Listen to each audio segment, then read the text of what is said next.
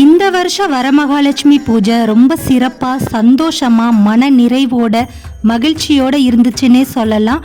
இது என்னோட 3வது வருஷம். லாஸ்ட்டு 2 இயர்ஸை விட இந்த வருஷம் ரொம்ப சிறப்பாகவே அமைஞ்சிருந்தது. அம்மன் அழகா அவ்வளோ அம்சமாக வந்திருந்தாங்க எங்கள் வீட்டுக்கு.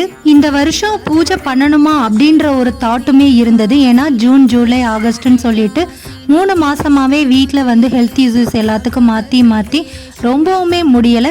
எனக்குமே இந்த பூஜைக்கு 1 வீக் முன்னாடி எனக்கு நம்பிக்கையே இல்லை நம்ம பண்ணுவோமா அப்படின்னு. ஆனால் 1 மந்த்துக்கு உண்டான ப்ரிப்ரேஷன் எல்லாம் ஸ்டார்ட் பண்ணிட்டு தான் இருந்தேன். ஆனால் பூஜை வைக்க முடியுமா அப்படின்ற என்ன ஹெல்த் இஷ்யூஸ் யோசிக்க வச்சது. ஆனால் ரொம்ப சிறப்பாகவே பண்ணி முடிச்சிட்டேன். 3 நாள் கழித்து அவளுக்கு ஆலாத்தி எடுத்து திஷ்டி கழித்து அம்மனை நம்ம கலைக்கணும். ஸோ அதுக்குண்டான ப்ராசஸ் தான் போயிட்டு இருந்துச்சு. ரொம்பவுமே கஷ்டமாக இருந்துச்சு. பூஜை பண்ணுற எல்லாத்துக்குமே தெரியும் இதோட வலி வேதனை என்னன்னு சொல்லிட்டு.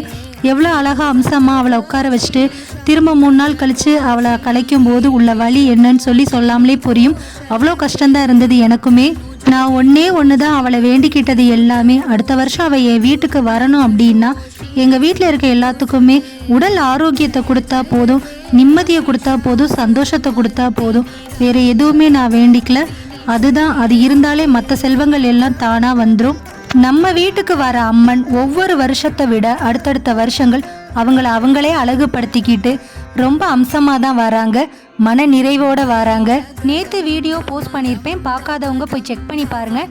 நெக்ஸ்ட் வீடியோவுக்கு லைக் பண்ணி சப்ஸ்கிரைப் பண்ணி வச்சுக்கோங்க. பாய்.